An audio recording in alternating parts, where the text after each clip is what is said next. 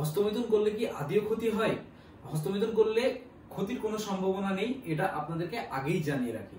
প্রথম কথা, হস্তমৈথুন যদি করেন তাহলে ক্ষতির সম্ভাবনা কোনো মতেই নেই, কারণ এমন কোনো লোক নেই যে তারা হস্তমৈথুন করেনি এবং তাদের বাচ্চা হয়নি বা তারা ক্ষতিগ্রস্ত হয়েছে। একটা কথা সত্যি, যারা হস্তমৈথুন করে তাদের ভবিষ্যতে ক্ষতি হওয়ার সম্ভাবনা বেশি থাকে। কেমন? তাদের যে সফট টিস্যু থাকে, সেই টিস্যুর নিচে নিচে যে শিরা উপশিরাগুলো থাকে, সেগুলো ক্ষতি সম্ভাবনা বেশি থাকে। এই ক্ষতি হলে কি হবে? এই ক্ষতি হলে আপনাদের ভবিষ্যতে সেক্সের যে কার্যক্ষমতা, সেই কার্যক্ষমতাটি কমে যেতে পারে। আপনি ইনস্ট্যান্ট কখনোই কিছু বুঝতে পারবেন না, আপনার বাচ্চা হবে না এমন কোনো সম্ভাবনা নেই, আপনার শুক্রাণু কমে যাবে, শুক্রাণু তৈরি হবে না এমন কোনো সম্ভাবনাও নেই।